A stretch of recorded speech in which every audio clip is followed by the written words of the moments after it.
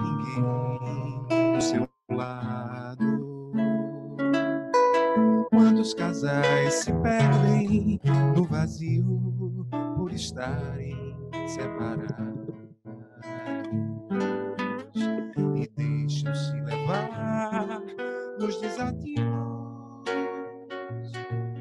e sentem falta do amor. Olham pra si e veem que estão sofrendo, não sabem como suportar a dor. Bom é você abraçar seus familiares no aconchego.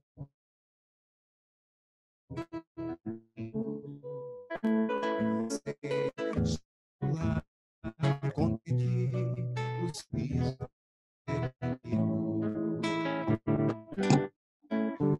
e sua família, mesmo que nela exista alguém. Aproveite o momento, esclareça o futuro seguinte. Sem apertar os laços da família com um amor, ficando todos felizes na mesma união, no pulsar de um só coração. É hora de apertar os laços da família com um amor, ficando todos felizes na mesma união, no pulsar de um só coração.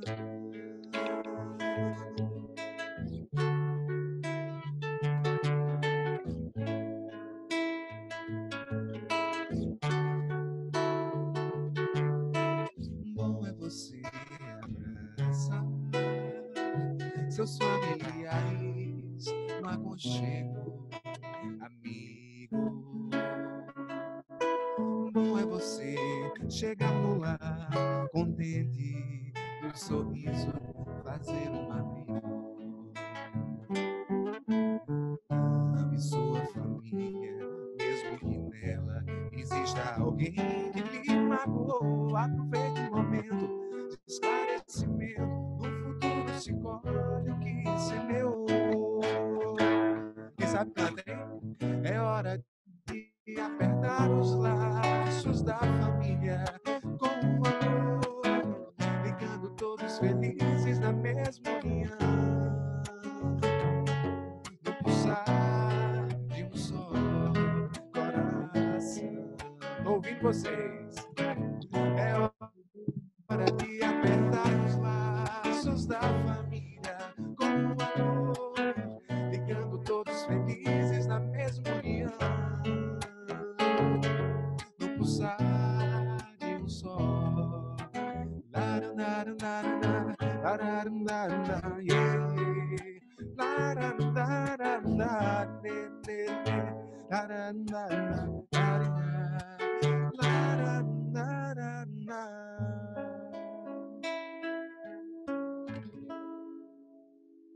Então, como nosso amigo Dan aí falou em apertar os laços, nós escolhemos começar a nossa atividade musical, essa primeira parte, cantando Laços de Família. Liliane, essa música é de um grupo daqui de João Pessoa, chamado Grupo Acorde. Eu não sei se você já ouviu falar, mas é um dos grupos mais antigos do espíritas do Brasil.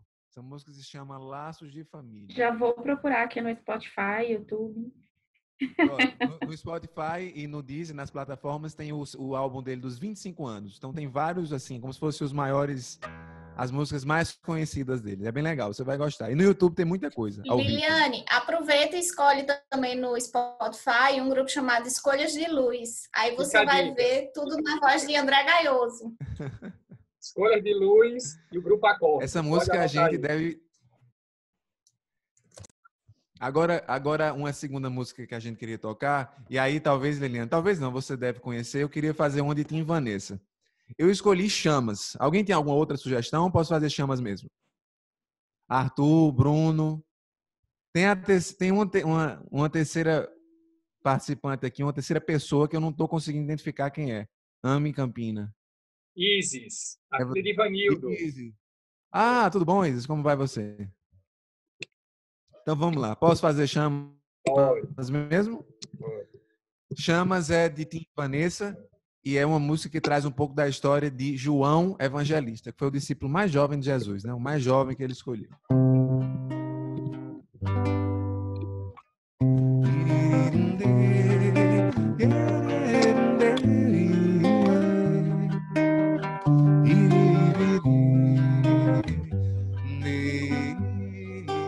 Desde que ouvi, me sinto arder em chamas, me chamas, sou teu pescador.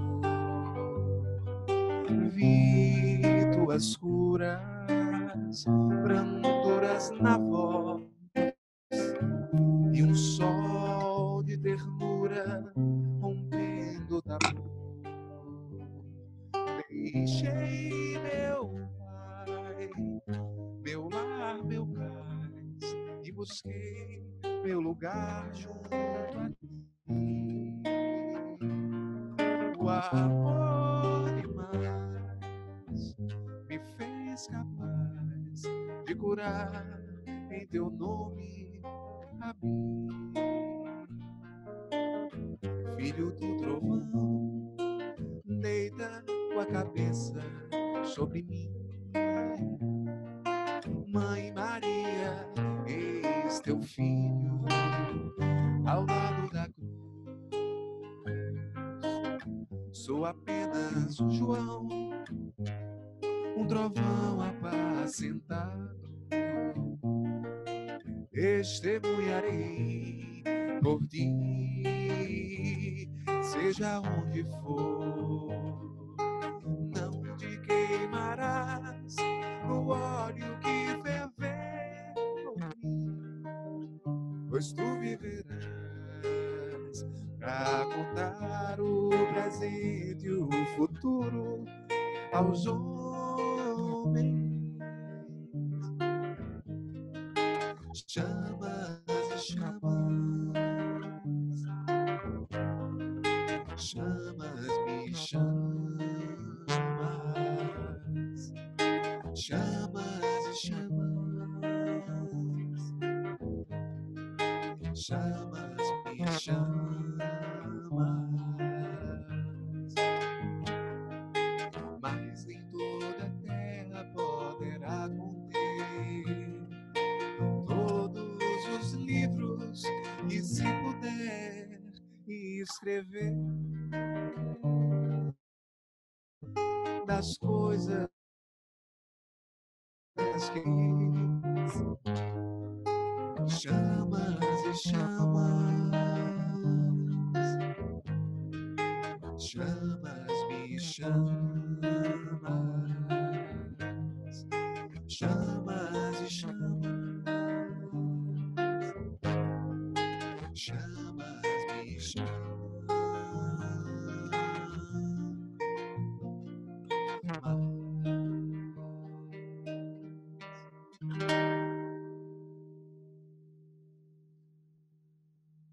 Chamas de Tim e Vanessa.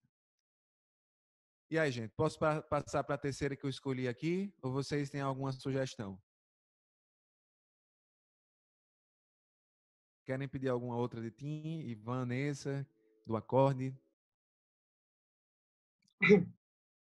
Se Marcela tivesse aqui, eu iria pedir História de Madalena, que eu estou apaixonado por essa música desde quando vocês cantaram lá no MIEP. Não sei se você faz na versão da sua voz, mas eu entendo. Mas se não, uma de vocês, uma do Escolhas. Eu queria ouvir o Escolhas. Eu acho que Mãe Santíssima, pelo dia de hoje. Eu pensei nela também, Dan. Eu acho, é assim, Madalena é uma música que a nossa Madalena aqui, Marcela, não faria muito falta. Eu precisaria do apoio dela, porque eu não sou acostumado a cantar essa música. Uhum. Mas Então, vamos mãe... fazer. Isso, vamos mãe... fazer. Mãe? Isso.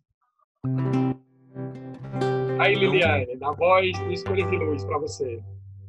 Essa música, Liliane, e aos meninos que eu acho que devem conhecer, a Bruno, a Arthur, a Thaís e as meninas, a Thaís e a Isis. Mãe Santíssima é de um compositor paraibano chamado Merlânio Maia. Esse daí tem música de montão, as músicas dele são lindas. E essa música ele escreveu uma homenagem, uma lembrança a essa mulher extraordinária que foi Maria. E ele o chama de Mãe Santíssima. Arthur mostrou alguma coisa aí, eu não vi, eu perdi. Ah, o CD do Escolhas. Legal, legal. Tá nesse CD aí. E legal, Arthur. E Mãe Santíssima era como esse nome, segundo o Espírito Humberto de Campos, pela psicografia de Chico, na obra Boa Nova, foi como uma pessoa que foi curada por ele, uma pessoa muito simples que estava com hanseníase, antigamente chamada de lepra, quando ele procurou Maria de Nazaré, quando ela já morava em Éfeso com João, esse que a gente acabou de cantar a música, ele foi curado. E aí ele disse: mãe, eu não te chamo agora só de mãe, eu te chamo de Mãe Santíssima. Então foi daí, segundo a informação espiritual, né, que veio esse apelido, essa referência, né, a Maria de Nazaré como Mãe Santíssima. E aí Merlânio musicou essa música, é uma música que traz muita infância, assim, tem um ar de muita infância e é muito singela. Fica obrigado pro dia. Nosso domingo. Isso, esse daí. Legal. Desde pequenino eu te conheço. À noite te imaginava em meu berço. Cantava enaltecendo o teu nome. Criança, era puro meu amor. Mãe divina, que só vives para amar. És o sol do amor que Jesus nos doou. Benfeitora dos que sofrem, infelizes, combalidos. Mãe Santíssima, teu nome é amor. Às vezes eu te sinto ao meu lado e conto meus segredos para ti. Me encanto com a grandeza do momento e faço minha prece logo ali.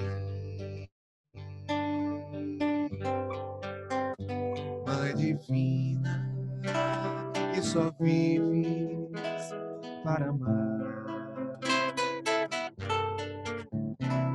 És o sol do amor que Jesus nos doou. Benfeitora dos que sofrem, infelizes, combalidos. Mãe Santíssima, teu nome é amor. O Mestre que no amor nos acolheu, doando a própria mãe a todos nós. E a luz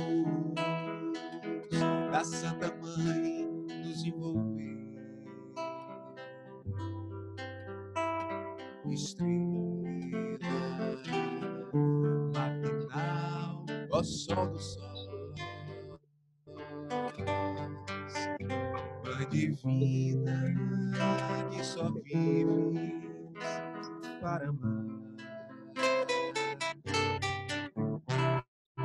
és o sol do amor que Jesus nos doou. Benfeitura dos que sofrem, infelizes no vale.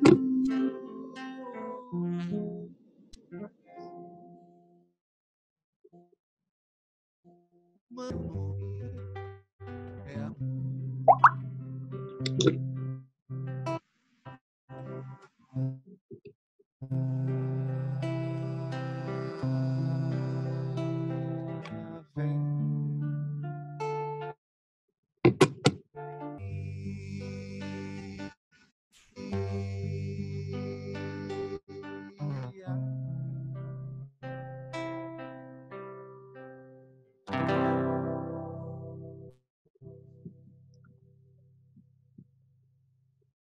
Maravilhoso. Já nesse clima. Repetindo para quem Música de Merlânio Maia, de João Pessoa, na voz de André, representando aqui o grupo Escolhas de Luz. Procurem quem ainda não viu no Spotify. Um convite para boa música espírita. Escolhas de Luz.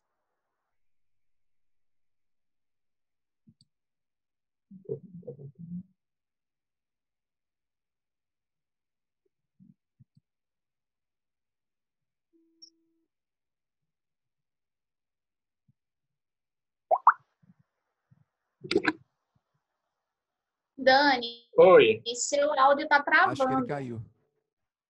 Foi? Não. Acho que Por enquanto que não vem, eu vi que Lica entrou aí. O meu áudio. Essa que entrou.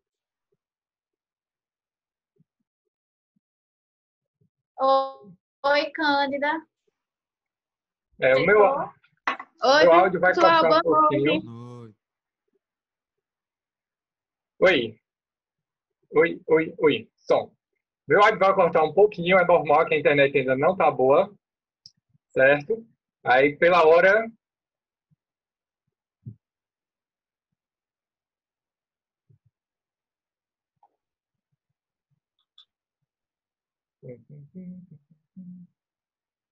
Pronto?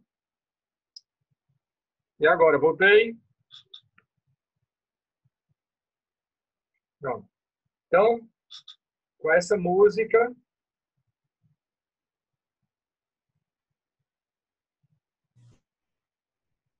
Tenta fechar teu vídeo só por enquanto você fala, que aí o áudio tá cortando. Ok.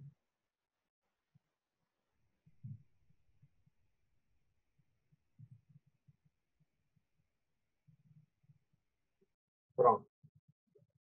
Então, vamos lá. Sejam todos bem-vindos ao nosso segundo Cine Debate Espírita. Hoje com o filme Juno e nossos colaboradores André Gaioso, de João Pessoa, Thaís Kelly, de Campina Grande, e Liliane Alcântara, do Mato Grosso. Desde já agradecemos a participação de todos, já vendo aqui o pessoal da Bahia, também prestigiando, o pessoal daqui de Campina Grande. Sejam todos muito bem-vindos a esta noite. Já começamos com boa música para entrar na sintonia. Hoje, Dia das Mães, da nossa Mãe Santíssima. Vamos só pedir para Bruno fazer a prece e dar início à nossa atividade. E depois a gente começa o nosso Cine Debate.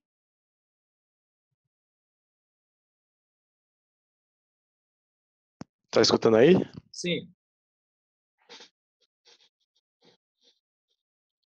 Que possamos, então, nesse momento, fechar os nossos olhos, mentalizar a imagem do nosso Mestre Irmão Jesus e agradecer a Deus, a espiritualidade amiga, que sempre se fez presente. Senhor Deus, nós te agradecemos por mais um dia de vida, por mais uma oportunidade de podermos estar aqui entre amigos, de tantos cantos diferentes, entre pessoas afins. Agradecemos também por esse momento em que o nosso país vive, momento de dificuldade, mas que podemos aprender com ela. Te agradecemos por todas as oportunidades que diariamente nos são dadas através de um irmão que está doente, através de um sorriso, de uma dificuldade financeira, qualquer que seja, para que possamos entender e colocar em prática esse evangelho deixado pelo Cristo, que possamos ser não só a teoria, mas através do exemplo, colocar em prática todos os ensinamentos que o nosso irmão Jesus nos trouxe. Agradecemos também por essa bênção que é o Espiritismo na vida de todos nós. Ilumina, Senhor, aquelas pessoas que ainda não puderam encontrar no Teu amor, nas palavras dos amigos espíritos, consolo e amparo, que possamos ser luz ao entrar por entre essa telha quebrada e iluminar todo o ambiente. Fica conosco, nos ilumina e nos ampara, hoje e sempre. Que assim seja. Assim seja. Gente, o esquema, para quem está vindo agora, pela primeira vez, já li meu vídeo, quem for falar, ao nosso Cine Debate, teremos a participação dos 3 convidados. Após a fala deles, a gente abre para que quem quiser dar sua contribuição, uma pergunta, uma colocação, uma parte do filme que chamou mais atenção, que deixou mais reflexivo, fazer um link com a doutrina, que é isso que é importante. E quem também quiser pode mandar no chat perguntas no privado para mim, que eu passo para eles aqui oralmente, certo? O esquema é ser uma noite fluida. Então, assim, a gente discutir o filme Juno à luz do Espiritismo.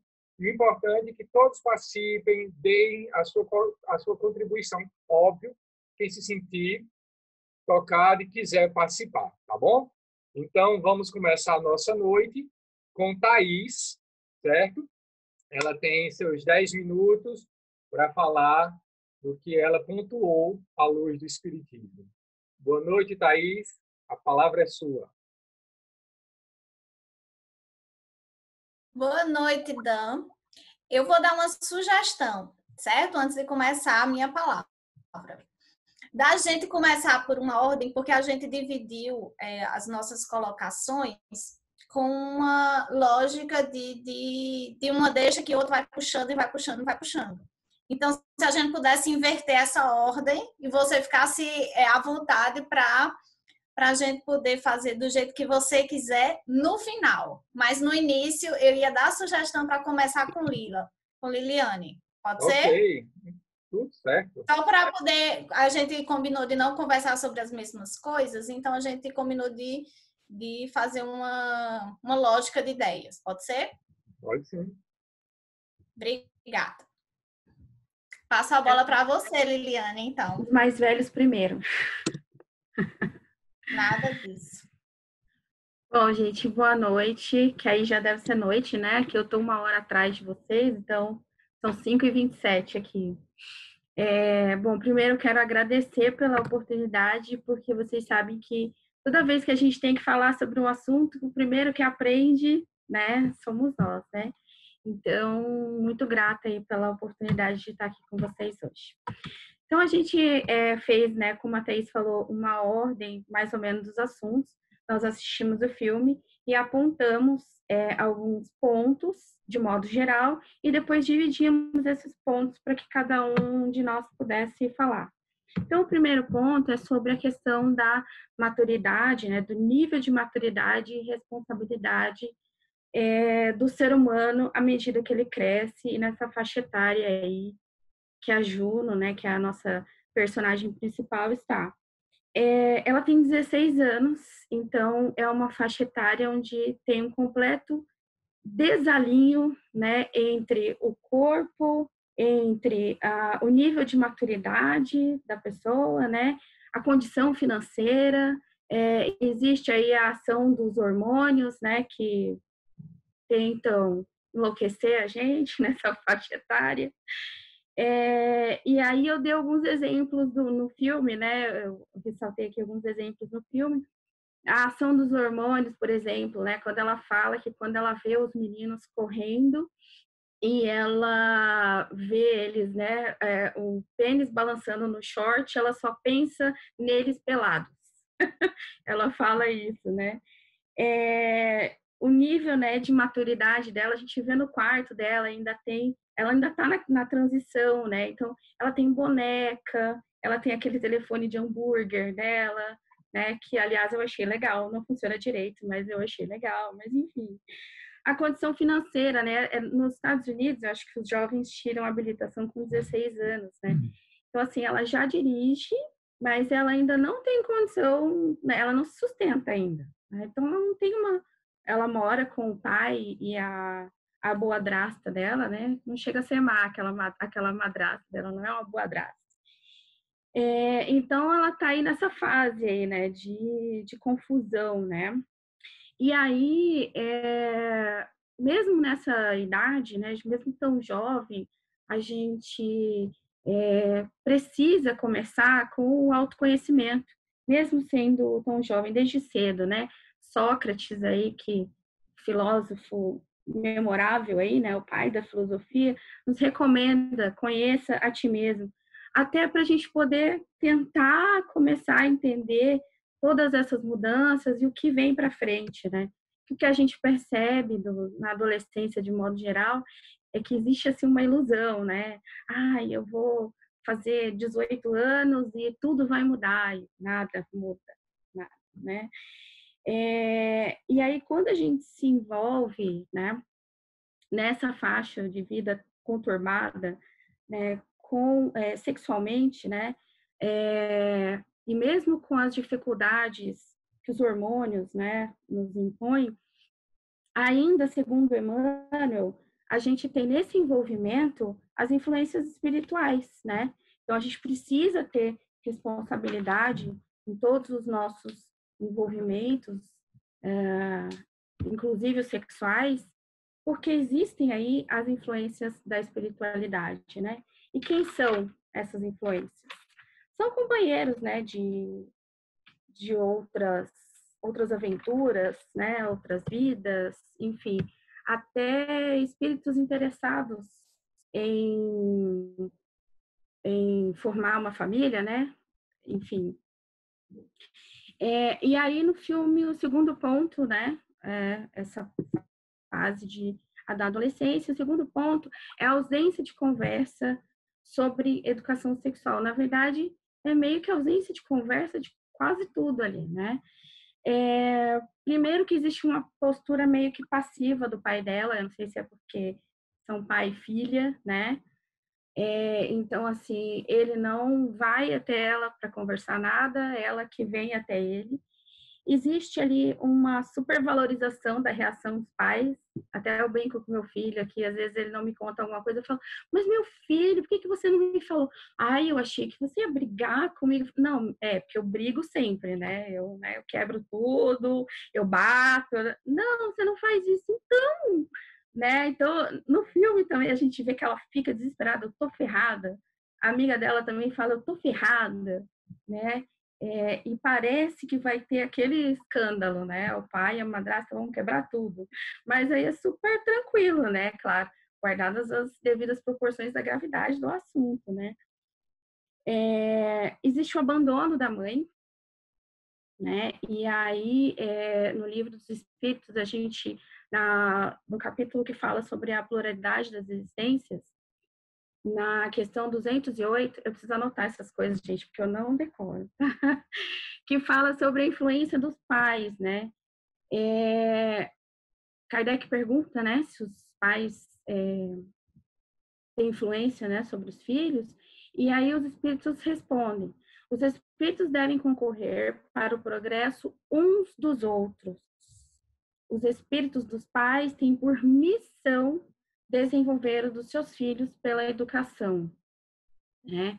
E aí Emmanuel complementa, né? A melhor escola é o lar, onde a criatura deve receber as bases do sentimento e do caráter. Então, isso inclui, né, também a educação sexual. Encontrarão certamente os pais, né, desafios para se adequar ao desempenho de suas tarefas, que requerem a sua própria transformação íntima.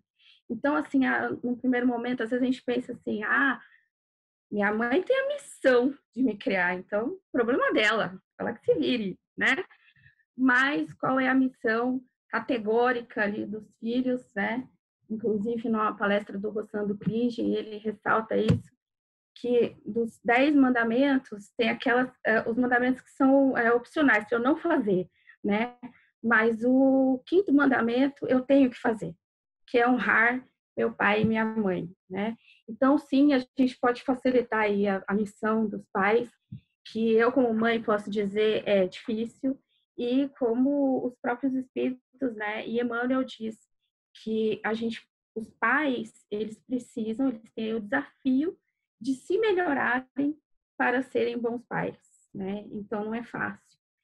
Não é fácil, mas a gente conta com a ajuda aí da espiritualidade, que nos dá todo o suporte. Nós nunca estamos abandonados aí nessa missão. Então, estando aí conectados com a boa espiritualidade, com a espiritualidade maior, a gente tem ajuda sempre nessa missão. E é claro, né, os filhos também podem ajudar, porque no item 9 do capítulo 19 do Evangelho, Kardec nos traz que a ingratidão é um dos frutos mais diretos do egoísmo. Revolta sempre os corações honestos, mas a dos filhos para com os pais apresenta caráter ainda mais odioso.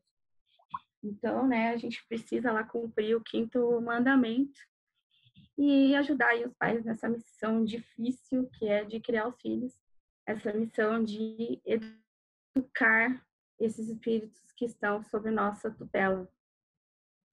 Um terceiro ponto aí foi sobre o casamento, né? Que existe um relacionamento de um casamento mesmo, né? Que é o da Vanessa e do Mark. E aí, quando Kardec pergunta sobre, né, a função aí do casamento, os espíritos respondem: é um progresso na marcha da humanidade. Então, quando a gente vê aí, às vezes, uns movimentos aí contrários ao casamento, vida livre e tudo mais, não. O casamento, ele faz parte do nosso progresso. E Emmanuel complementa, né, que é um regime de vivência, aí eu acentuo aí essa palavra vivência, pela qual duas criaturas se confiam uma à outra no campo da assistência mútua, né? Então, aí no desenvolvimento de valores para a vida. Então, mutuamente, juntos, e se ajudarem, né?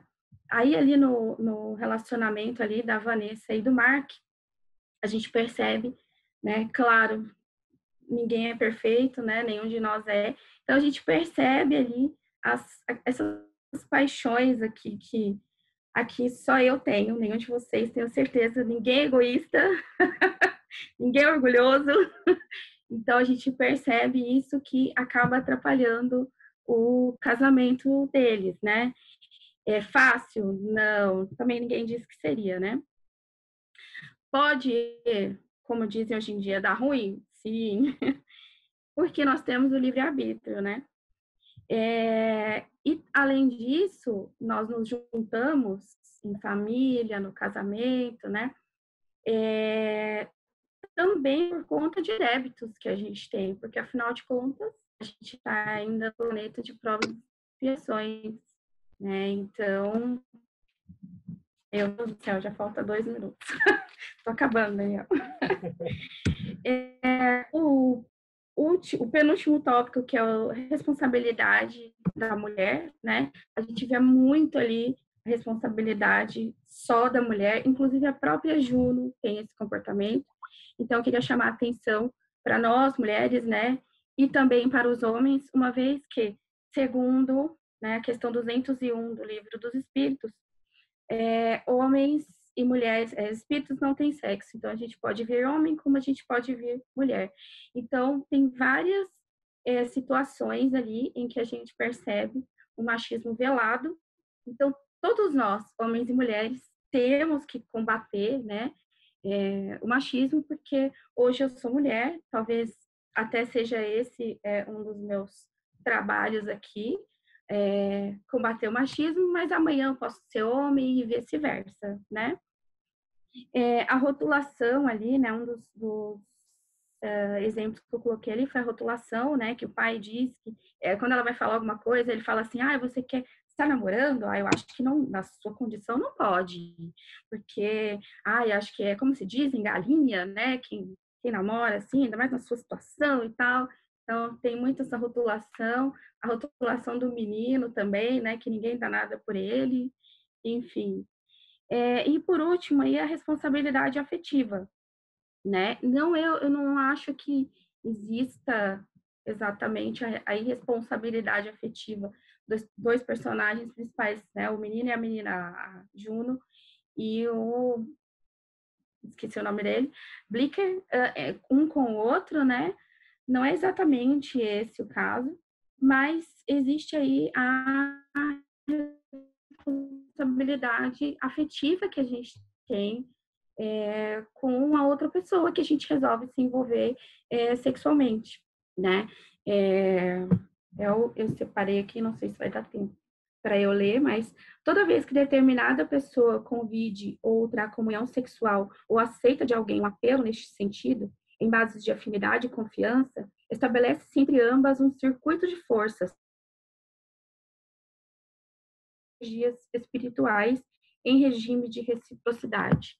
Então, pode ser que eu convidando, né, me envolvendo aí com outra pessoa sexualmente, eu cause desequilíbrios emocionais a essa pessoa, e a gente sabe, né, que para toda ação existe uma reação, aí a lei de causa e efeito para explicar isso, e posso gerar comprometimento com essa pessoa, comprometimentos muito graves, processos obsessivos mais tarde, enfim. Aí eu tinha mais coisas para falar, mas não vai dar tempo.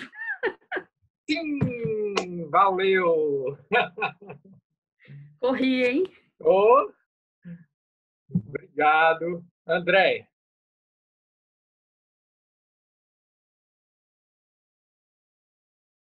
Oi, gente, boa noite de novo. Todos me escutam bem? Eu gostaria de fazer 3 destaques, 3 coisas que me chamaram a atenção no filme.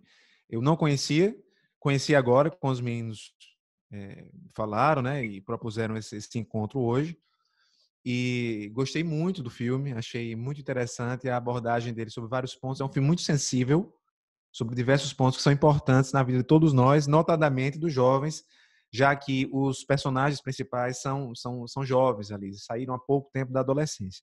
O primeiro ponto que eu gostaria de destacar é o item energia sexual. Aquela turma que está ali no filme e a juventude em si se depara com muita força com o tema energia sexual quando chega nessa fase.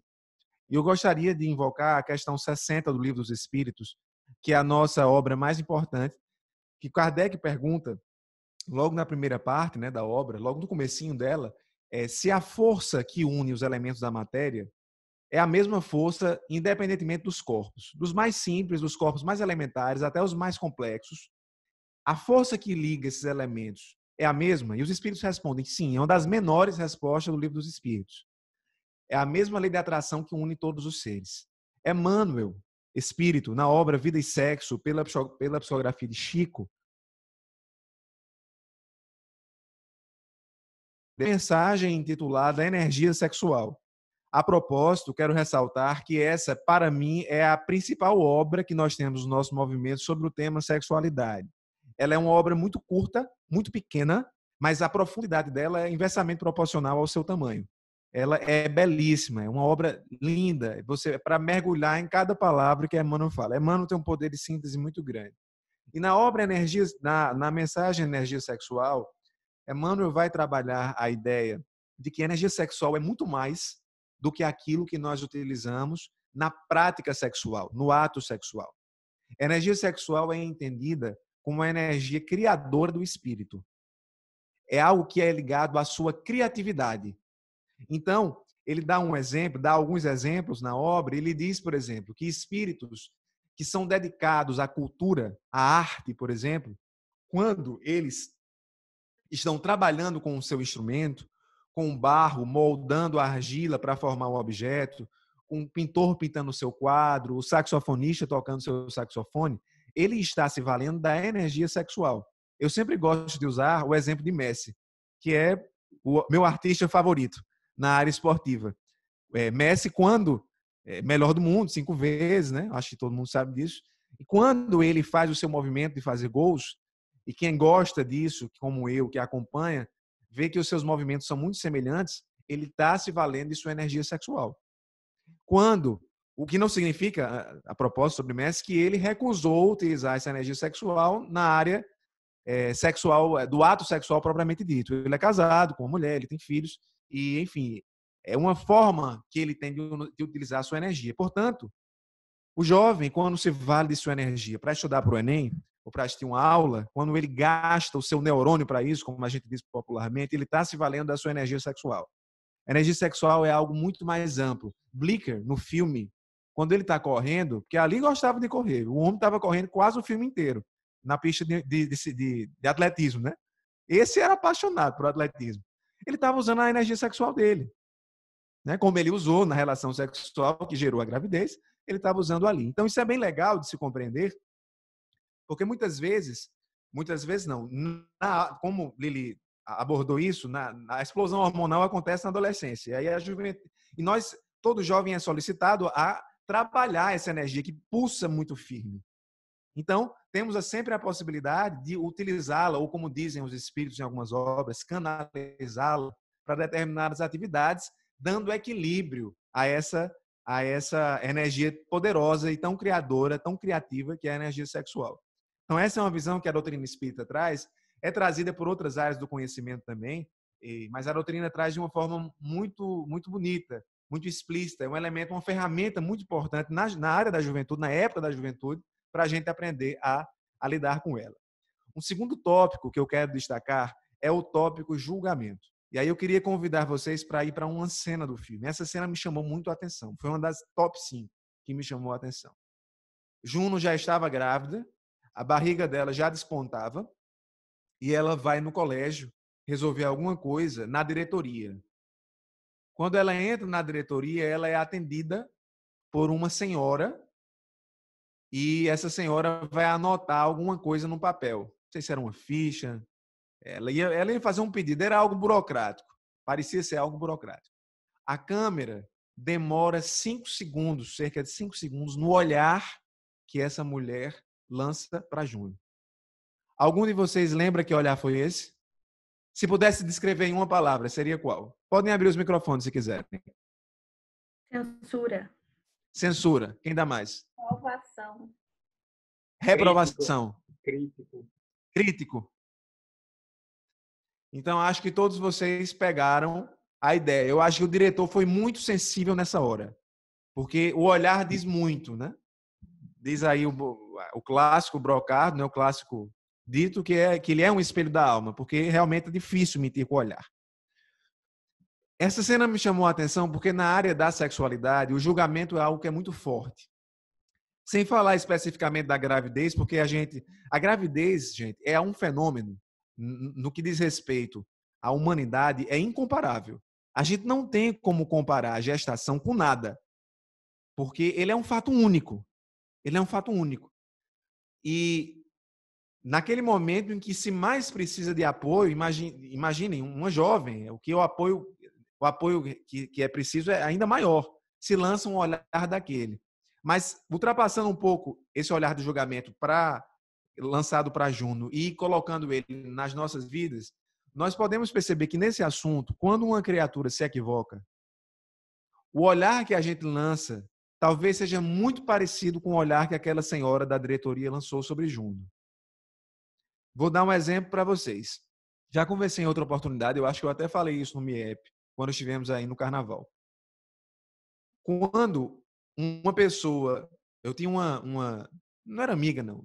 Era uma conhecida, era uma colega do colégio. Não tinha amizade, até porque a gente não era nem no mesmo ano. E ela acionou vários homens, assim, engatavam um relacionamento atrás do outro. Ficava com um rapaz, depois com outro, tava. Era um engate. E aí ela ganhou um apelido pejorativo. Isso é comum? Para mim foi extremamente comum, notadamente para as mulheres. O homem que faz o processo, que fica com várias meninas, que beija várias meninas, ele no máximo é taxado por, alguém mencionou, por galinha. Foi, Lili, foi? Ele no máximo ali chama de galinha. A mulher que tem vários relacionamentos, ela é taxada de nomes vários que vocês já sabem qual é, né? E muito pejorativos. E aí, conversando sobre isso com alguns amigos, de repente, sobre qualquer assunto, alguns amigos da escola com quem eu dialogo até hoje, surgiu esse assunto e a menina foi nomeada com o mesmo apelido pejorativo. Então, de lá para cá, se passou cerca de 15 anos. A menina continua com o mesmo apelido. Eu não sei onde a menina... Nós não sabemos, aliás, ninguém sabe onde a menina está, qual é a conduta da menina. E refletindo sobre o tema, na época, é natural que se a gente engata um relacionamento atrás do outro, especialmente quando nós usamos a doutrina espírita, vemos vida e sexo, sim, de Emmanuel, a gente percebe que não há um equilíbrio nesse movimento, né? Que, como o Leriane falou, quando a gente se relaciona com alguém, se forma um circuito energético de forças. Eu alimento a minha parceira ou o meu parceiro e vice-versa. Quando um rompe de forma repentina, de forma abrupta, isso causa um problema, né? Um problema sério do ponto de vista emocional, afetivo no outro. E quando a gente se relaciona, quando isso acontece e algum de nós tem essa experiência, isso denota, a princípio, que algo não está equilibrado. E eu me lembro, na época, quantos de nós, ou de alguns amigos mais próximos, chegaram próximo dela para perguntar assim, tá tudo bem? Ok, Dan. Rolou alguma coisa? Podemos te ajudar? Né? Existe sempre um julgamento muito forte quando versamos sobre sexualidade em relação ao outro. Quando, na verdade, muitas vezes, esse julgamento forte pode refletir um problema que nós temos. Porque os espíritos advertem na obra Vida e Sexo, e especialmente na obra Sexo e Destino, que é, junto com Vida e Sexo, a outra principal obra que eu conheço sobre o assunto. Essa obra é extraordinária. É de André Luiz. Todos nós, via de regra, tá? Claro que há exceções. Somos muito devedores na área da sexualidade. Então, ao lançarmos o julgamento como outro, isso não faz sentido. Porque somos muito devedores. E na época da juventude, e daí a importância de se falar sobre isso, de debater sobre isso, de falar sobre a educação sexual, é que isso aflora. E apesar de vocês que nos assistem, a maior parte, serem muito jovens, vocês são espíritos muito antigos, que já trabalharam de forma muito intensa essa energia sexual. Isso vai aflorar agora. Isso vai aflorar agora. Emmanuel conclui a sua mensagem energia sexual ou deposita nessa mensagem a ideia que o nosso grande objetivo é colocar senso moral no uso dessa energia. Se a gente colocar o senso moral dentro dessa energia, notadamente à luz do Espiritismo, com base no que Jesus ensinou, que é a nossa referência moral, a gente vai diminuir cada vez mais a nossa margem de erro. Passo para o próximo. Vai lá, Thaís, é contigo. Valeu, meu querido. Muito bom, muito bom, muito bom. Eu estava e ainda estou tão nervosa de falar depois de Lília e André, que vocês não têm noção. Que eu sou prata da casa, vocês me conhecem. E eu falo muito. Então, meu raciocínio e minha síntese, ela tem que ser bem assim. Eu coloquei até aqui no computador para eu não me esquecer de alguns pontos, para eu realmente finalizar e a gente poder discutir os pontos que eu fiquei responsável. Para mim, especificamente, os pontos que ficaram foi sobre a relação entre Juno, Vanessa, o bebê e as pessoas em volta a respeito dessa notícia. O filme Juno, ele vai trazer à tona diversas reflexões para nós jovens vocês, eu no espírito, do modo que todas as nossas condutas, e nesse filme especificamente no campo da sexualidade, o quanto nossas condutas exigem educação, responsabilidade, respeito, e o quanto a justiça e o amor divino está em tudo e em todos. Né? Nessa perspectiva, algumas considerações que aí, aqui está anotado para eu não me esquecer, certo? Que foi as seguintes perguntas que eu fiz para a gente poder refletir hoje. A imaturidade e a irresponsabilidade de todos os envolvidos, e aí eu coloco de todos os envolvidos no processo do filme, como ela é vista aos olhos da espiritualidade. Será que a gravidez de Juno na adolescência ela foi algo assim esporádico realmente ou ela foi planejada antes da concepção? E um outro questionamento, e essa infertilidade biológica de Vanessa? Como é que pode uma mulher tão jovem como ela, numa idade, vamos dizer assim, tão fértil, simplesmente não ter possibilidade de ter seu filho de maneira biológica? Então, são esses pontos que a gente vai conversar hoje, certo? Que ficou para mim nessa perspectiva. E a primeira ponderação que eu faço é que a reencarnação ela vai estar na base de tudo isso que a gente vai conversar hoje. Após a notícia de Juno, que ela está grávida, né? Ela liga para uma amiga, não sei se vocês lembram, e essa amiga ela faz diversas perguntas. Ela faz diversas perguntas e ela dá a ideia, ela suscita a ideia do aborto e pede para ela ir para uma instituição chamada Women's Now, então Mulheres Agora. Eu não sei se vocês recordam dessa passagem que ela está no telefone e pede para lá. Ao chegar lá, Juno é parada por outra colega da mesma idade, que ela diz assim, você sabia que seu bebê tem unhas?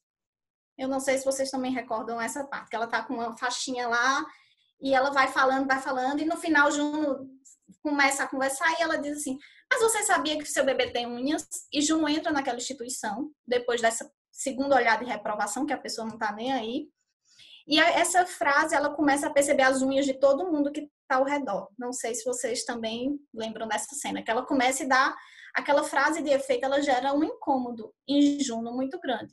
E ela começa a questionar a partir daí essa possibilidade ou não do aborto, né?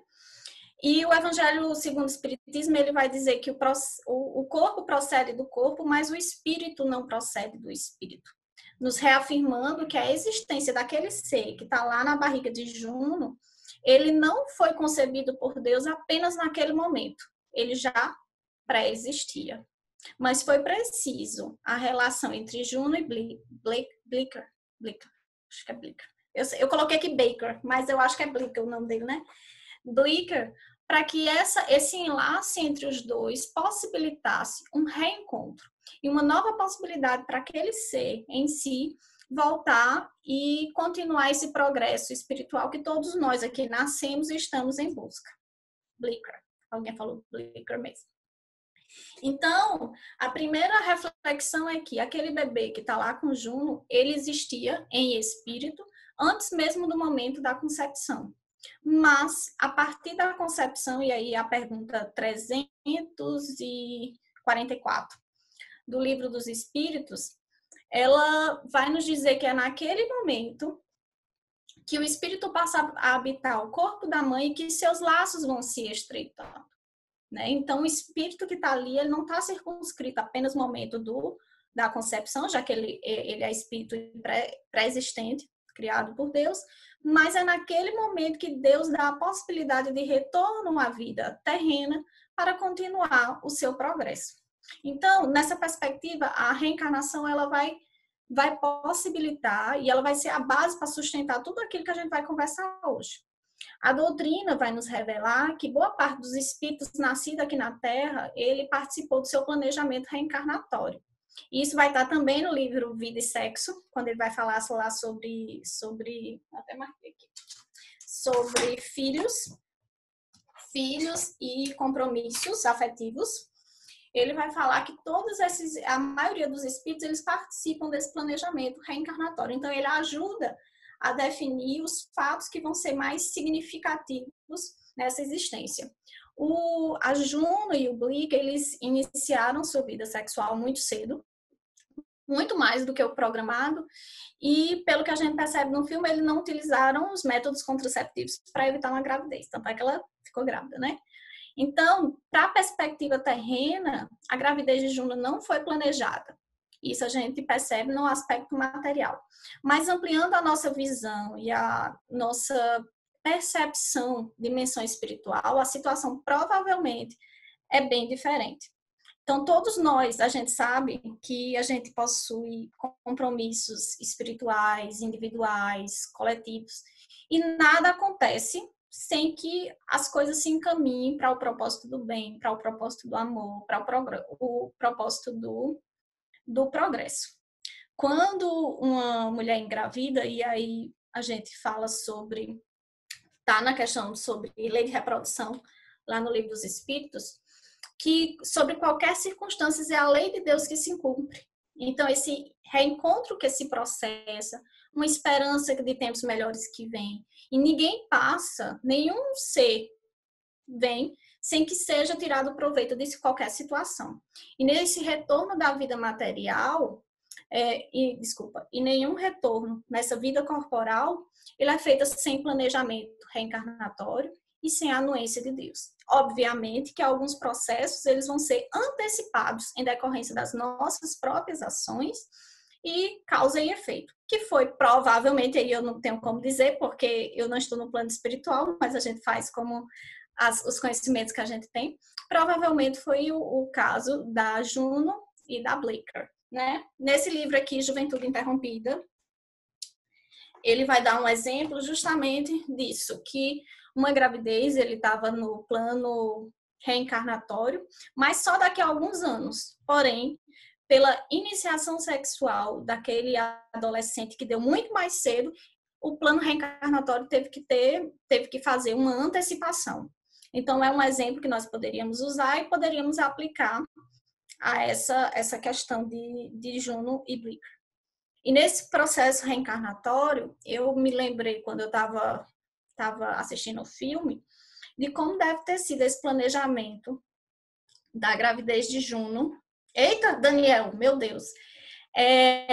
De Juno, nesse processo, e aí no livro Missionário da Luz, ele vai dar esse exemplo da reencarnação de Segismundo, que nada vem por acaso. Então, nessa perspectiva, a gravidez de Juno foi programada aos olhos espirituais, talvez antecipada, como eu disse, mas com o propósito de dar vida e exercer o amor em todas as nuances. Mas o que chama a atenção, e aí eu vou finalizar para poder a gente, que eu nem falei tudo, para finalizar, é da perspectiva de Vanessa, da infertilidade dela aos olhos materiais.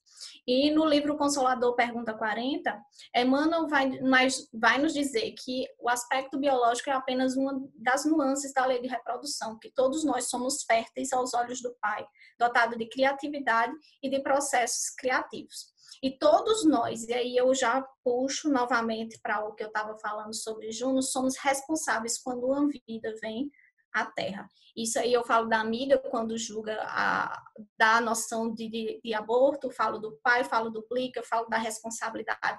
Todos nós estamos diretamente responsáveis para todo esse processo. Então, a partir do momento que eu me posiciono, e aí a nossa responsabilidade como espírita, como ser, como pessoas, a partir do momento que eu me posiciono, eu estou assumindo uma responsabilidade. Então, se eu sou a favor do aborto, eu sofro consequências em relação a isso.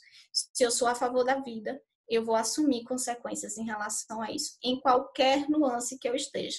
Desde o ponto de vista mulher grávida, como do ponto de vista de família, como do ponto de vista de amigo, como do ponto de vista de sociedade.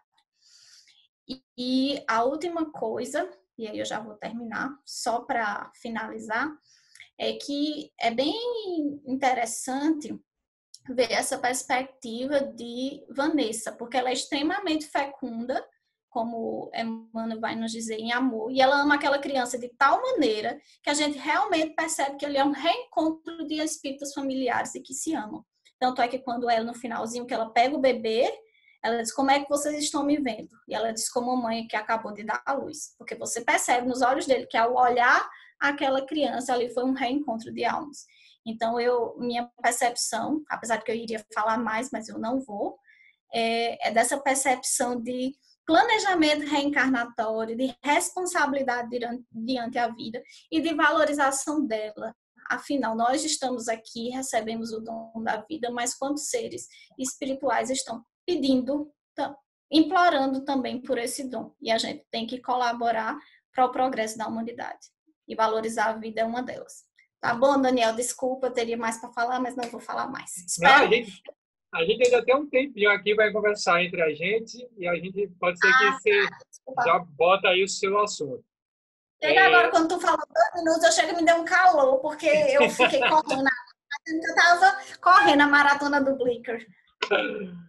Eu tirei meu vídeo para que vocês possam me ouvir melhor.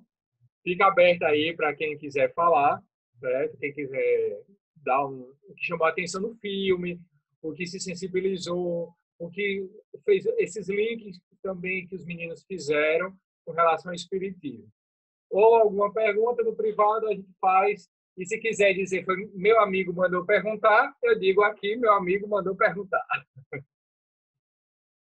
Mas se ninguém abrir para não perder, eu queria muito a voz masculina nesse momento.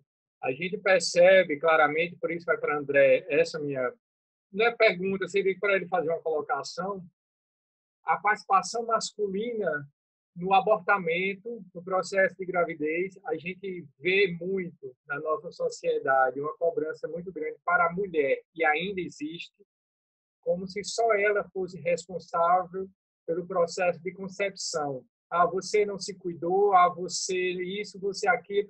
O homem se esquiva, porque ele, como diz bem a personagem Juno, não é você quem está carregando esse universo, essa roupa de balofa. Ela fala mais ou menos assim. Então, entre aspas, é muito fácil para o homem se esquivar. Mas no espiritismo, André, a questão é assim, só estamos homens, não somos, o espírito não tem sexo. Mas eu queria que você falasse um pouquinho, claro, rapidamente, sobre a nossa responsabilidade no processo da vida e do abortamento.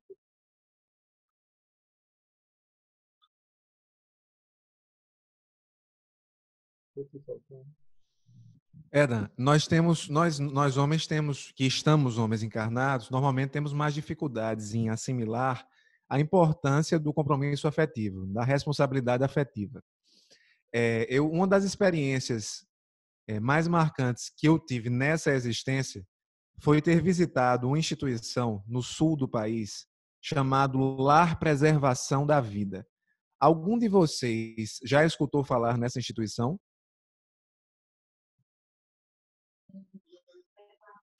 O Lar Preservação da Vida é uma instituição que existe em Maringá, uma cidade que fica no interior, no norte do Paraná, que foi fundada na década de 90. E é uma instituição que acolhe mulheres que estão grávidas e que têm algum tipo de dificuldade em manter a gestação. Eles têm sites, é bem legal lá, dá para vocês conhecerem bem pela internet.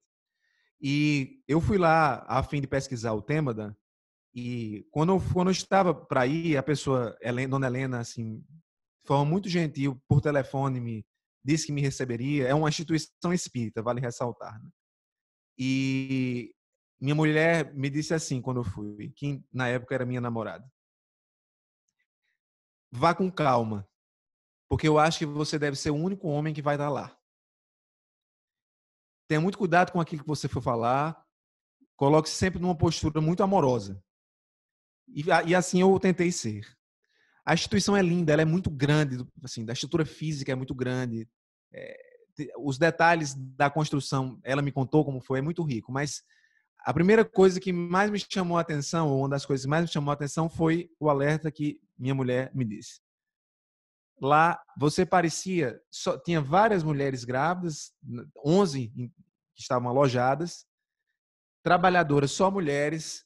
E aí eu conversando com Dona Helena, eu disse assim: se eu não tivesse conhecimentos básicos de biologia, eu iria pensar que essas mulheres engravidaram sozinhas. Elas tem um nomezinho na biologia para isso. se autorreproduziram, né? Digamos assim. E quando eu conversei com algumas delas, tentando entender os motivos que a levaram a estar ali, e eu acho que na temática do abortamento, esse é um ponto fundamental, é entender o que leva uma mulher a ter o desejo para a gente poder tentar ajudá-la e diminuir a incidência do abortamento. Estava presente na fala de todas elas o abandono afetivo do companheiro. E, para piorar, além do abandono, a própria violência em si. O marido que ameaçou de vida mesmo, né? Ameaçou matar a companheira, a esposa, a namorada, porque E ela da vinha... família também, né, André? A família também. Às vezes os pais não aceitam a gestação, né? E isso revela essa problemática que você evidenciou, Dan, de se ter a dificuldade do sexo masculino, dos espíritos que estão encarnados em corpos masculinos, por diversos motivos, sociais também, né? Nós somos, em regra, muito pouco educados nesse aspecto ainda, mas à luz do espiritismo, nós temos de forma muito clara a lição de que temos um compromisso afetivo com aquela mãe, com aquela mulher com quem nos relacionamos. O compromisso afetivo é tão forte que quando nós nos relacionamos com ela, repito, formamos um circuito energético com ela, né, um vínculo muito forte com a pessoa, e quando desse vínculo resulta uma gestação, aí que a responsabilidade fica maior. Porque, como disse Thaís, a partir da concepção existe a ligação do espírito com aquele feto. E a única forma, gente, a única forma que nós temos de progredir é por meio dos renascimentos sucessivos. Então, nós recebemos um espírito e damos para ele a oportunidade de ele progredir. Essa é a única forma que ele tem de caminhar na lei do progresso. Então, o apoio à mulher, me lembrei de uma outra coisa. Conversando com a psicóloga do local, e isso nos ajuda a entender por que a gente tem que ser responsável, notadamente os homens, ela me disse assim, naturalmente, do compromisso legal que ela tem em não revelar, mas dos casos que ela pegou, ela me contou que de todas as mulheres que ela atendeu, o trabalho lá no Lar Preservação da Vida é pluridisciplinar, assistente social, psicólogo, médico, enfermeiro, ela disse assim, a psicóloga, nenhuma das mulheres com quem conversei apresentou o real desejo de fazer o abortamento. Todas elas tiveram medo. Medo do companheiro, dos pais, medo de perder a profissão, medo. E a dona Helena, que é a pessoa que fundou a casa, é uma senhora muito experiente, ela afirmou com palavras muito claras. Ela disse assim, André, se a mulher tem apoio, independentemente da sorte e dificuldade que ela tem, a minha experiência me revelou que essa mulher não faz o abortamento. Se ela tem o apoio que ela requer, que ela precisa. Então, nós espíritos encarnados, notadamente os homens, aqui eu vejo Bruno, aqui eu vejo Arthur, né? E eu falo para mim mesmo também, que ainda não sou pai, mas pretendo sê-lo nessa encarnação, é muito importante que desenvolvamos essa sensibilidade. Nós não sentimos os efeitos da gestação em nosso corpo. Nós não engravidamos enquanto seres biológicos. Esse encargo é exclusivo do organismo feminino. E isso nos dá a responsabilidade de abraçar, de chegar perto da mulher e dar todo o suporte para que a gestação flua e que o espírito possa renascer de fato, né? A gestação se conclua e o espírito reencarne de forma, apareça ao mundo, né? Seja contado, como diz os espíritos lá no livro dos espíritos, entre os vivos, seja mais um na Terra encarnado, para podermos darmos sequência no nosso processo evolutivo. Demorei, hein, bicho? Não, valeu. Mal. Não, foi muito, muito importante. Temos aqui uma pergunta. No caso de um adolescente ou mulher que tenha o bebê e após a gestação dê a criança por justificativas sociais, financeiras, etc., como fica na visão espírita o compromisso reencarnatório de ambas? Eu queria jogar essa para tu, Thaís, porque para Liliane, eu tenho uma pergunta para a Liliane já. A próxima é a Liliane, mas eu queria jogar essa para você. Isso era até uma das coisas que eu tinha colocado O espírito apitaram aqui. Falar em ontem. E a gente conversou com o Arthur com o Arthur não, desculpa, com o André e com o Lili, o quanto essa questão da adoção, ela ainda é muito vista como preconceito pelas pessoas, né? E o quanto a gente não tem informação sobre isso. Para responder antes de chegar na parte espiritual, são uma questão que nós, sempre, na verdade, sempre vai ter pais que querem filhos e filhos que querem pais. É uma das grandes coisas, assim, sempre vai ter. Seja fruto de relacionamento afetivo, seja por infertilidade mesmo da mulher e do casal, sempre vai ter. Então, nós sempre vamos ter enlaces afetivos que vão ocorrer de alguma forma. E a providência divina, ela não vai falhar e ela vai encontrar alguma forma disso acontecer. No livro Sexo e Consciência, que é sobre entrevistas de Divaldo, e aí para responder essa pergunta eu vou usar as palavras de Divaldo. Nesse ele disse o seguinte, que muitas vezes, por falta de conhecimento, a gente acha que a justiça divina e o compromisso reencarnatório se dá apenas com a gestação. E você, vamos dizer assim, assumir seus filhos na gestação, quando na verdade o ato de adoção é um ato de doação, a depender da situação. E ele vai dar um exemplo de mulheres socioeconomicamente desfavoráveis, mas elas têm um prazer tão grande na geração de alimentar aqueles espíritos que estão, eles assim, seu Divaldo, eu não tenho dinheiro para ter mais outro filho, mas eu não posso tirá-lo da minha barriga. Mas eu conheço dona não sei o que aí ele fala lá no livro, que morre de vontade de ter. Então, para mim, eu sinto no meu coração que eu engravidei para poder ela ser mãe.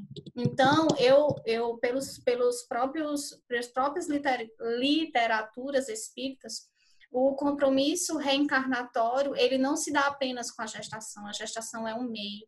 E como meio, nós precisamos ter responsabilidade com ela, mas a providência divina, ela vai entrelaçar todos esses destinos para que a paternidade e a maternidade, ela se dê de uma forma em situações que não poderiam, em tese, acontecer. Não sei se eu respondi, mas deu para entender ou não. E no livro também de André Luiz tem uma ocasião disso que eu até anotei também aqui, que foi o espírito de Alexandre, que ele vai dar também essa explicação, que muitas vezes a espiritualidade usa situações excepcionais de compromissos assumidos antes próprio da reencarnação e que você usa a adoção para enlaçar espíritos afins e fazer reencontros. Perfeito. No livro Missionários da Luz, que é Adelina também... Não, Adelina não. Missionários da Luz, peraí. E a vida continua. E a vida continua. Isso. André soprou. Isso.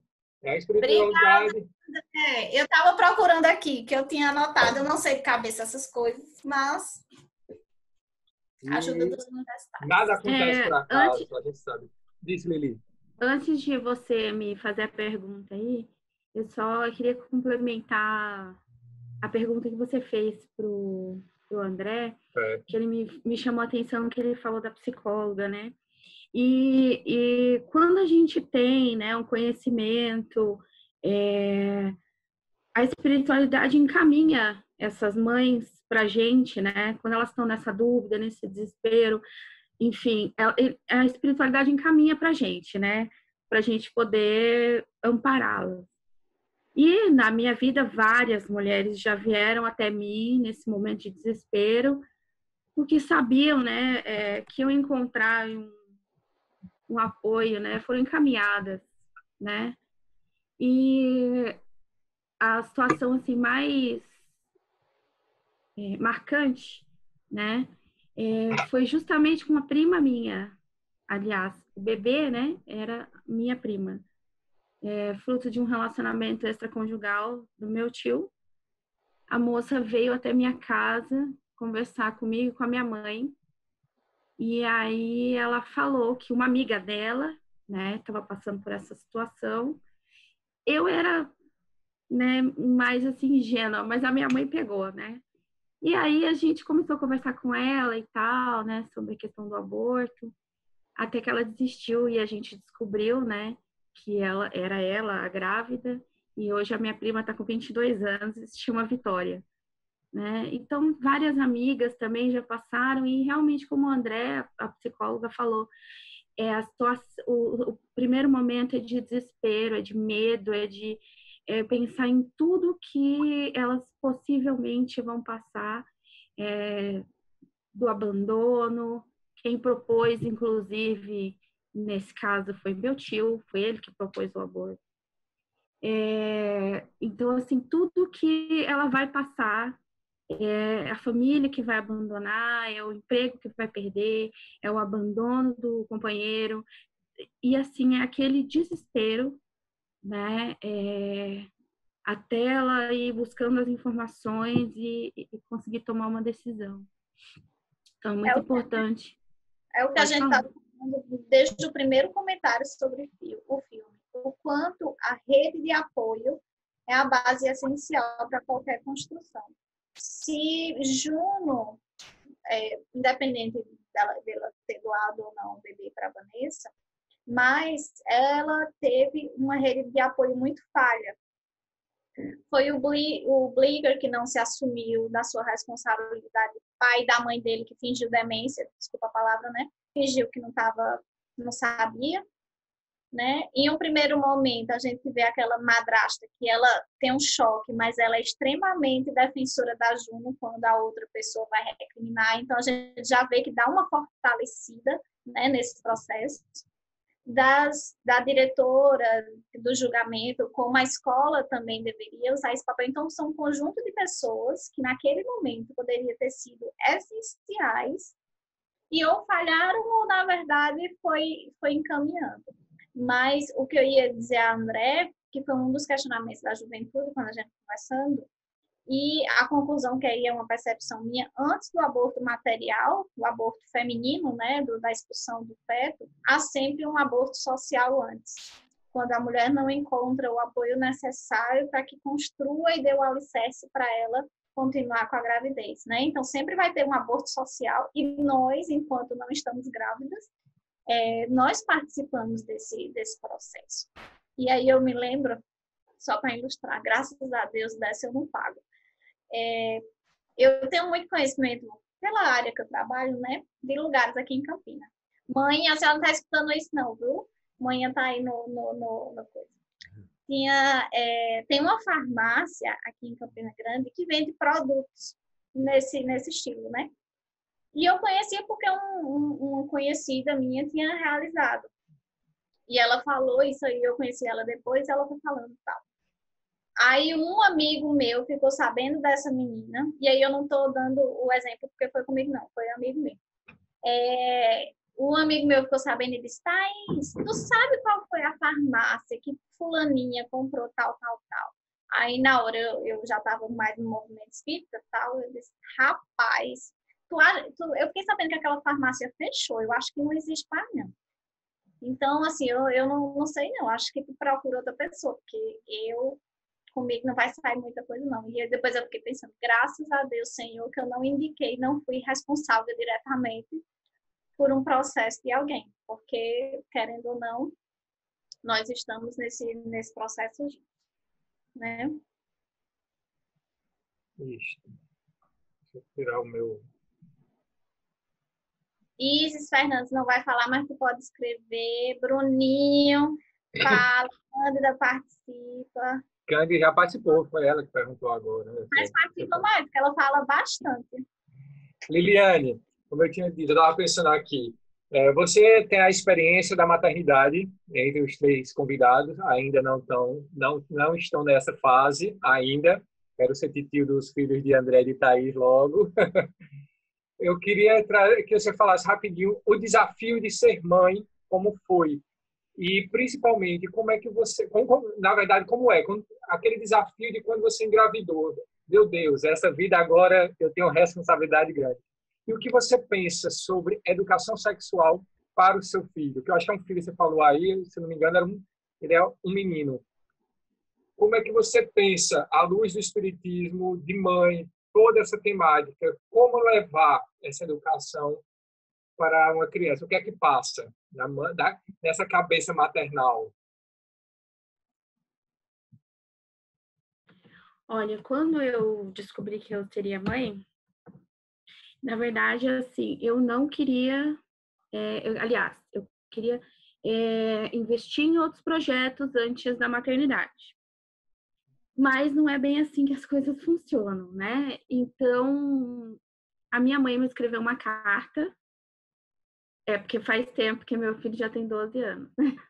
A minha mãe me escreveu uma carta, me contando um sonho, dizendo que ela tinha sonhado com meu filho e que ele falou que já estava passando da hora, né? E que se eu e o pai dele, né, não resolvêssemos logo, ele ia mudar de ideia. Resumindo, a história foi essa. A minha mãe é mais poética quando ela escreve as coisas, mas é isso. E aí eu fiquei, né, poxa vida, meus projetos não estão dando certo, eu vou então engavetar e vou investir aí no projeto de ser mãe, porque assim, eu queria ser mãe. Aí, 6 meses depois, eu engravidei, veio o meu fofinho, bebê da mamãe, ele não tá me escutando. O nome dele é Daniel também, nome lindo. Lindo, lindo. E tem 12 anos aí que ele veio. Eu realmente, quando ele nasceu, a sensação, assim, é como diz mesmo no Livro dos Espíritos, que é uma missão, é uma tarefa, é uma responsabilidade muito grande, porque eu tenho a responsabilidade de educar, né, de orientar outro espírito, né? E às vezes eu brinco com ele, porque há algum tempo atrás ele me cobrava por causa do meu trabalho, né? Então eu falei para ele, falei, meu filho, o meu trabalho mais importante é ser sua mãe. Aí ele ficou se achando, né? Ai, nossa, sim, e quem me deu esse trabalho, você sabe quem foi? Não, foi Deus, meu empregador. Então, assim, é uma responsabilidade muito grande. E é como o Emmanuel diz, né? A gente, essa responsabilidade traz o dever de que eu me melhore para eu poder educá-lo. Porque as palavras convencem, mas os exemplos arrastam. Então, se eu falar alguma coisa e não fizer, dificilmente eu vou conseguir que ele faça também, né? Então, e se eu sei que é importante, eu preciso fazer também, eu preciso me melhorar também, para que eu consiga que ele também se melhore, para eu dar o exemplo para ele e educar ele. Foi só isso que você perguntou, Daniel? Respondi? Respondeu. Aí, alguém mais quer falar? Obrigado, Lili. Eu tenho Caio. pergunta. Espera aí que Caio quer falar. Deixa Caio falar, depois você pergunta. E depois ainda tem Arthur. Então deixa. Era só para poder todo mundo estar falado. Eu pensei que era só para poder discutir mais. Falando um pouco dessa relação de mãe com filho, eu desenvolvo pesquisa com o pessoal do IPESC, que presta serviço para as crianças com microcefalia. E aqui perto da minha casa tem uma casa de apoio que acolhe as mães e as crianças, porque as crianças ficam no processo de tratamento, de reabilitação, e essa casa é mais para as mães que vêm de cidade pequena, residir lá. E lá tem o apoio do psicólogo, todo um corpo de profissionais que dão essa assistência, tanto à mãe quanto à criança. E conversando com a psicóloga, ela comentou, é exatamente isso que vocês estão abordando, que 90% das mães acabam sendo rejeitadas pelos pais, elas passam por problemas financeiros, então o Instituto vive doação. As mães já têm essa dificuldade de não ter como se manter e ainda vê na obrigação, assim vamos dizer, uma obrigação social, de cuidar da criança, de dar esse apoio. Quando a mãe não consegue dar esse apoio, o cuidado acaba ficando com a avó, acaba ficando com a tia, mas dificilmente cai no colo de um pai, de um homem para cuidar. Aí a gente estava vendo alguma forma de desenvolver alguma atividade com a mãe E a psicóloga disse, a maior atividade que o pessoal desenvolve, que tem muita frequência, são atividades que trabalham com a beleza. Por exemplo, oficina de laços, decoração de bolos, porque é uma forma de a mãe levantar a sua autoestima.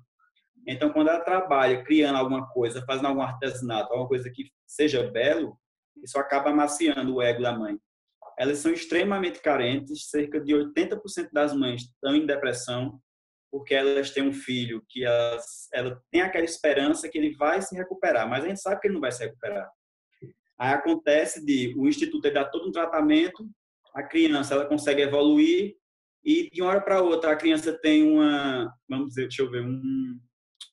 ataque convulsivo e ela acaba perdendo tudo que foi ganho. Então, quando isso acontece, a mãe começa a chorar. É um momento assim de emoção assim dentro do instituto, porque a gente não sabe o que fazer, não tem o que fazer. A gente sabe que a criança, a gente só está prolongando um pouco a vida dela, mas nenhuma mãe pensou em algum momento em fazer um aborto, mesmo sabendo a condição que o filho viria. Em momento algum elas pensaram, ela sabia que ia perder marido, que ia ser só ela e a criança. Muitas não podem trabalhar porque é dedicação exclusiva.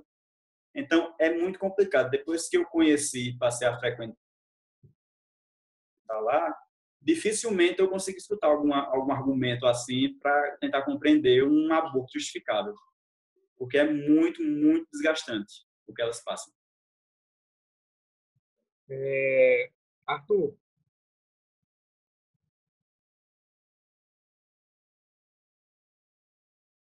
tá sem voz. Tá bem baixo, não estou ouvindo nada. Agora foi? Agora foi. Tá. Uma outra coisa que chamou a atenção no filme também, além de tudo isso, também que vocês falaram com certeza, assim, de maneira principal, mas um detalhe, assim, que também reforça bastante a necessidade dessa rede de apoio. Porque a gente percebe em muitos momentos que Juna, né, daquele jeito dela, assim, meio mais durão, mais seguro, ligado com as coisas, você acaba pensando que talvez ela não seja afetuosa. Mas, na verdade, a gente associa muitas vezes a afetuosidade com uma pessoa que é mais sensível, que ela fala mais, né?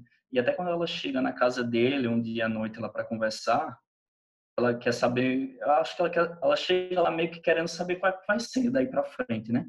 E ela começa a falar daquele jeito dela e, assim, meio que sem arrodeando o assunto, mas de forma direta querendo falar assim para ele. E aí, cara, como é que vai ser daqui em diante, né? E ele é ainda insensível a essa forma, assim, não consegue ser uma pessoa segura. E é interessante como a gente, ao longo da vida, a gente sempre vai ter que... Ninguém amadurece ao mesmo tempo, nas mesmas circunstâncias juntos e nos mesmos aspectos, né? E a gente precisa, para conviver, a gente precisa também lidando com as nossas, vamos dizer assim, imaturidades e as imaturidades do outro para construir as coisas, né? E é engraçado porque o caso dela, em particular, a personagem, ela tinha uma personalidade forte, ela tinha uma segurança, às vezes, uma coisa de fazer as coisas, de procurar amigo, de fazer alguma coisa, mas muita gente não tem esse lado, assim, não tem essa personalidade, e talvez para enfrentar uma situação dessa seria muito mais complicado. E aí que você falando nessa rede de apoio, né? Como é que seria para entrar, para entender o comportamento de cada um naquele momento, para entender a afetividade dela, que talvez estivesse assim bem exacerbada, assim, os sentimentos estivessem muito aflorados, até por conta hormonal, por toda a situação que estava envolvida, né? Talvez naquele limiar de se sentir, será que eu estou abandonada por ele ou não?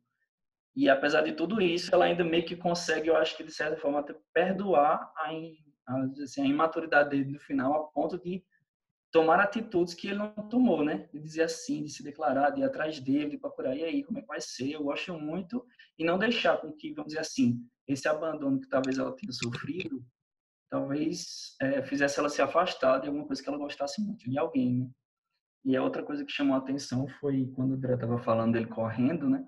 Eu acho que o filme deixa até isso, assim, nas entrelinhas, né? Que no final, quando ele está vencendo a corrida, ele para assim, aí ela fala assim, eu acho que ele adivinhou que eu tinha tido entrado em trabalho de parto, que eu tinha ido para o hospital, né? E ele vai-se embora. E eu acho que, e na hora também que ele, no final, que ele está correndo, ele para a corrida e vai encontrar com ela, às vezes pode ser um pouco também daquele estado de maturidade, para dizer assim, eu estou correndo para quê, né? Quais são meus objetivos aqui, enquanto tem coisas importantes acontecendo aqui ao meu lado, né? Vamos dizer, a gravidez de Juno e tudo que estava acontecendo. Peraí, eu vou parar, talvez me perguntar o que eu estou fazendo, quais são os objetivos que eu estou tendo com isso, né? E essa construção da maturidade, assim, foi muito interessante, assim, também. E, às vezes, também essa coisa, assim, de conseguir perdoar, conseguir entender, às vezes, como o outro se comporta, né? Talvez ele queria que ela fosse muito mais afetuosa, que gostasse dele, que falasse, não, não vai com essa menina, fique comigo, vai comigo pro baile, né? Só que ela não fala nada disso, né? Só que ela dá a entender, só que não consegue enxergar, né? Da mesma forma com que ela quis expressar. E ela acaba se magoando por coisas que, para ela, são coisas mínimas, só que para ele foi muito grande aquilo, né? Para ela, toda aquela situação já estava sendo uma coisa que estava sendo difícil para ela, né? Acho que foi esse destaque aí de trazer. Perfeito. Amigos, deixa eu voltar meu pronto. Amigos, estamos chegando à nossa hora, passa voando. No meu aqui já são 7h33. Vamos passar para as considerações finais do nosso trio. E depois eu faço os agradecimentos e tudo. E tem uma mensagem de Joana para a gente ler e fazer nossa prece final. E queria também pedir para a André cantar mais uma música no final. Só para ele já se preparando mentalmente aí, ver uma música legal para a gente encerrar essa noite que está sendo linda.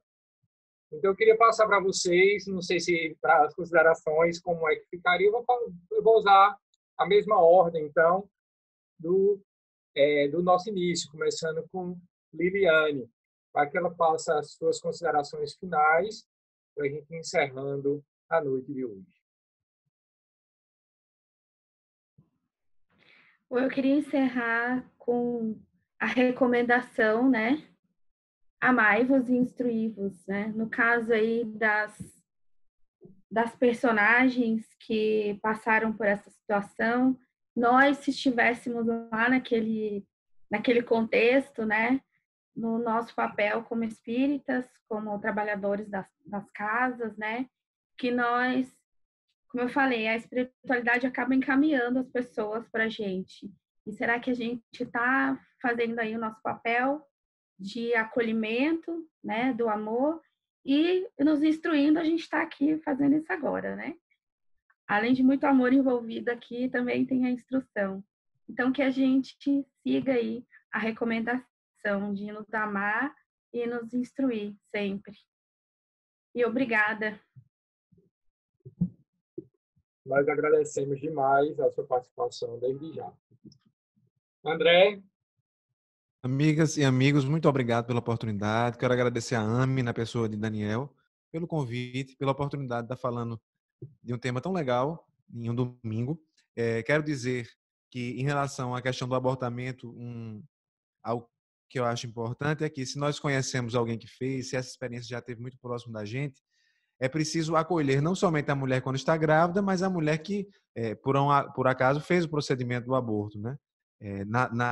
Na certeza de que não existem equívocos que não sejam reparáveis, né? O amor, ele sempre, como disse Pedro em uma de suas cartas, ele sempre encobre uma multidão de equívocos. Então, é preciso que, se conheçamos alguém que fez esse processo, que guarda culpa, né? Que se sente muito culpado, é importante que a culpa não paralise, né? Há muitas formas de amar e de refazer trechos das nossas vidas em que eventualmente nos desconectamos da lei de amor. No mais, quanto ao tema sexualidade, quero dizer que o Espiritismo ele tem muito a nos oferecer. Nós citamos algumas obras, fizemos referências a alguns livros, algumas vivências, e queria me colocar à disposição também para conversar sobre isso, de vocês quando preciso for, já agradecendo também ao próprio Kardec, que abriu essas portas para que a gente pudesse uma doutrina que fosse tão democrática nos assuntos como ele lida, né? Nos assuntos que ele traz. Ela tem muito a nos oferecer nesse ponto. E que nós todos saibamos utilizar desse conhecimento para ter uma energia sexual utilizada de maneira cada vez mais próxima daquilo que o Cristo espera de nós. Então, muito obrigado, e Thaís. Fazendo um pouco das minhas palavras a de vocês, minhas considerações finais é basicamente uma cena do filme e uma consideração de André Luiz.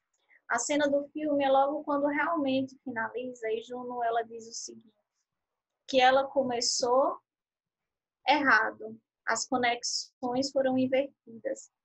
E ela começou fisicamente para depois se dar emocionalmente.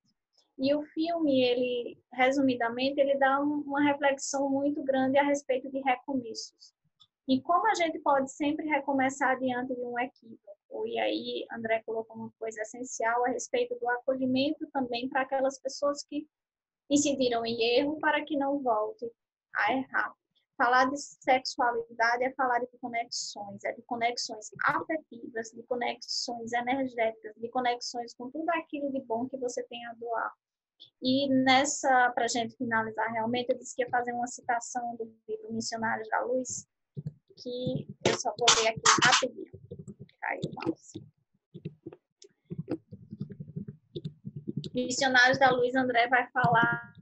André não, desculpa, numa interrogação que André faz, o Espírito Alexandre ele responde e diz o seguinte: substituamos a palavra união sexual por união de qualidades e observaremos que toda a vida universal se baseia nesse divino fenômeno, cuja causa reside no próprio Deus, Pai Criador de todas as coisas e de todos os seres. Então, falar sobre sexualidade é falar sobre Deus, falar sobre amor, falar sobre todas as leis divinas. Então, que a gente possa abrir nossa mente para essa discussão, para essa educação sexual no sentido mais amplo da palavra, e que a gente realmente possa se conectar uns com os outros, exercendo nossa energia sexual, não apenas através do ato, mas através do sentimento que está embutido nela. E solamente. Muito obrigado a todos. Obrigado ao pessoal da Bahia, que nos prestigiou. Pessoal, em nome de uma pessoa, o pessoal do Mato Grosso, aquele abraço. Obrigado, Liliane, pela sua disponibilidade mais uma vez. Muito feliz pela sua contribuição. Seja sempre bem-vinda ao Movimento Espírita Paraibano, que já lhe abraça grandiosamente, com muito carinho. Já cito como irmã, pode vir, as portas estão abertas para você aqui, nos nossos eventos, quando quiser, será muito bem recebida, com muita alegria. Mães. Obrigada. Thaís, um beijo bem grande, muito obrigada, nossa parada da casa aqui de Campinas, nossa evangelizadora e trabalhadora no movimento, André. Para todas as mães, um beijo grande, pela oportunidade, pelo compromisso da reencarnação, pela chance, o mínimo, gratidão, pela chance de aqui estarmos em uma nova oportunidade, no novo caminho. No mínimo, gratidão. Convido a todos para o próximo domingo, dia 17/5, às 18 horas, teremos o Cine Debate Espírita, a sua terceira edição. Viva a Vida é uma Festa, com Isabela Falcão, lá de João Pessoa, Eduardo Bonfim, de Minas, e Enio Brito, daqui de Campinas. Esse trio vai estar aqui conosco, e a parte da música com Eduardo, daqui de Campinas, Eduardo Aguiar. Então, todos convidados, passarei para vocês os contatos, convidei o pessoal do Mato Grosso, Liliane, André, o pessoal de João Pessoa, Thaís, os jovens daqui, para a gente continuar esse debate, que para mim foi riquíssimo mais uma vez, nesse segundo domingo. Muito, muito feliz com vocês aqui essa noite. Deixo aqui a mensagem de Joana de Ângeles, lembrando a leitura de Vida e Sexo, como diz André, ficou muito marcado. É um pequeno livro, mas de uma grandiosidade incrível. Leiam Vida e Sexo, para ter esse processo de aprendizado com relação à sexualidade. É muito bom. Sexo e Consciência, que é um compêndio de Divaldo, muito bom também, vale a pena. A nossa doutrina, graças a Deus, nos dá essa abertura. Conversem. Se não tem ainda uma abertura dentro de casa, procura evangelizador, procura uma orientação segura diante da responsabilidade dessa energia tão maravilhosa que é a energia sexual. E como nosso amigo André disse, não é o ato, ela compõe grandiosas formas de expressão. Eu vou ler essa mensagem, Joana, e depois passo para André fazer uma música para a gente e peço para a Liliane fazer a nossa prece final, em nome de todos nós, encerrando essa noite. Deixo desde já um grande beijo a todos, um grande abraço, saudade de reencontrá-los, de dar aquele abraço, mas sintam-se abraçados por mim. E em nome da AME, agradeço demais a Josineide, mais uma vez ela não está aqui hoje, mas em nome, como presidente, pela abertura e pela oportunidade que ela nos dá em trabalhar com a juventude na AME Campina Grande. Muito obrigado a todos. Mensagem de Joana, que está no livro Vida Feliz. Ser pai ou mãe é uma grande responsabilidade. Cada criatura traz o destino que se organizou para si mesma em reencarnações passadas. No entanto, ela nunca deixará de assimilar os exemplos vividos no lar pelos pais. A primeira escola é, pois, o lar, e este, por sua vez, é o resultado da conduta dos esposos que se devem esforçar para fazê-lo agradável, honrado e rico de paz. Abençoa o teu filho com as tuas palavras e conduta, fazendo-te amigo dele em todas as situações. André.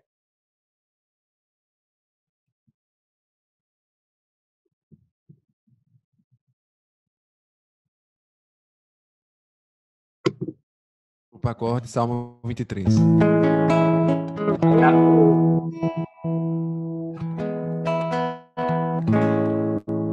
O Senhor é o meu pastor. Ele não me faltará.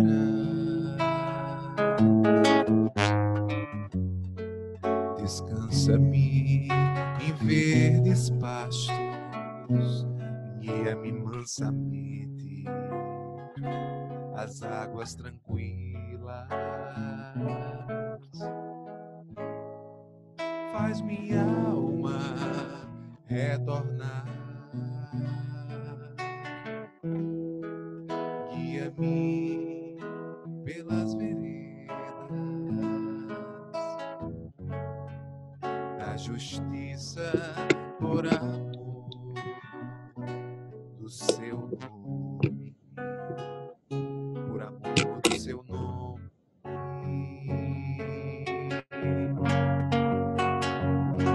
Ainda que andasse pelo vale da morte, não temeria mal nenhum,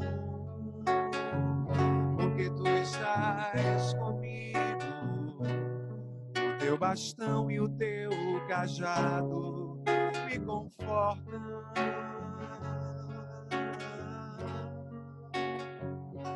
Preparas uma mesa perante mim, a presença dos meus me provocam. Unge minha face e o meu cálice transborda. Certamente que a bondade e a benevolência me seguirão todos os dias da minha vida e voltarei à casa do Senhor por longos anos.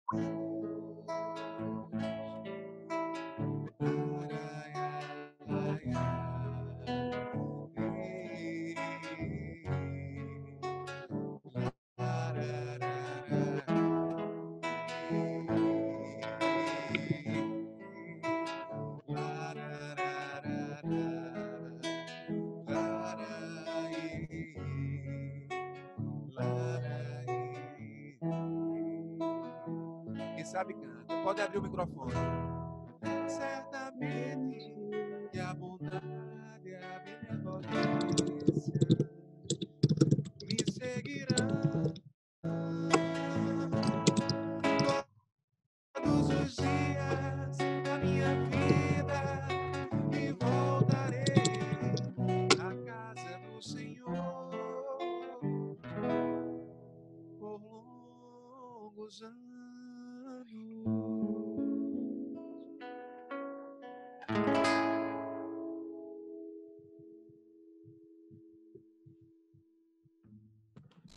Então, meus amigos, depois de ouvir essa bela canção na voz do nosso amigo André, que possamos elevar os nossos pensamentos ao Pai Celestial, os nossos corações cheios de muita gratidão por essa oportunidade que tivemos hoje de cumprir com o nosso papel, a nossa missão de ajudar-nos uns aos outros no progresso, no fatídico progresso que todos nós alcançaremos, Senhor. Através dessa doutrina maravilhosa, enviadas a nós pelo governador da terra, pelo nosso mestre, Jesus, Consolador prometido por Ele. Obrigada, Pai. Que nós tenhamos uma semana de muita paz, de muita luz. Que assim seja, graças a Deus.